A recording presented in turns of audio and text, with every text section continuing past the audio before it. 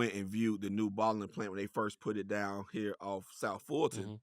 And I'm walking through with the people who run it, and it's like, yeah, it started with our great great granddaddy. He was doing it in a carriage, and then it went to Mm-hmm. the son, and then the wife's son. And I'm like, you got generations running this business that has kept all of that money in the family. And it's like, that is the goal. Yeah.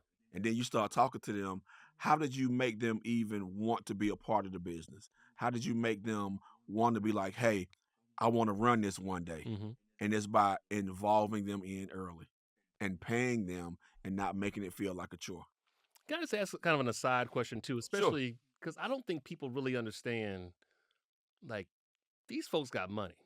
And these folks got a lot of money. Like, we talk about generational wealth and we talk about just the importance of it starting, especially like in the Black culture and everything. But like, can you just maybe give some context to, like, no, I need y'all to really understand like how far we potentially are behind as it relates to just some of these other groups and just the wealth they've amassed over generations.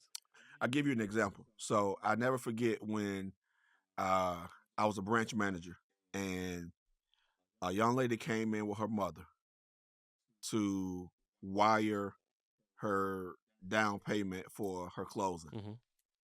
Her mother's sitting there with her and said, what is your interest rate? And I told her what the interest rate was. And her mother said, that is too high. She was like, how much is the house?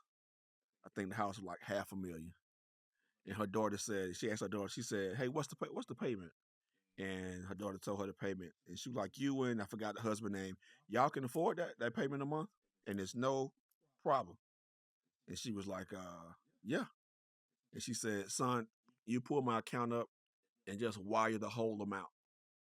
And she said, and y'all just pay me every month. And she was like, and we'll just deduct it off the top with no interest. She was like, because that interest rate is too high. I just send me this. I'll just send you the money. Just buy the house in cash and you just pay me back. Exactly. But they have a business Mm-hmm. that's family owned and that has been in the family for generations.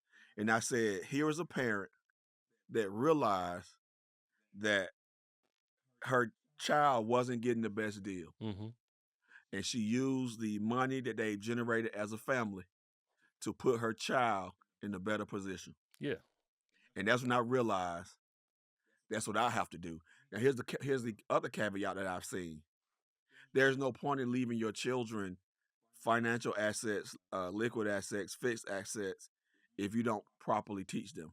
Right. Point in case, I had a young lady. You ever heard those stories, Brandon, when people found out, like, hey, I had a distant relative I never met and had all this money? Mm-hmm. Lawyer reached out, said, hey, on your dad's side, you had a great aunt.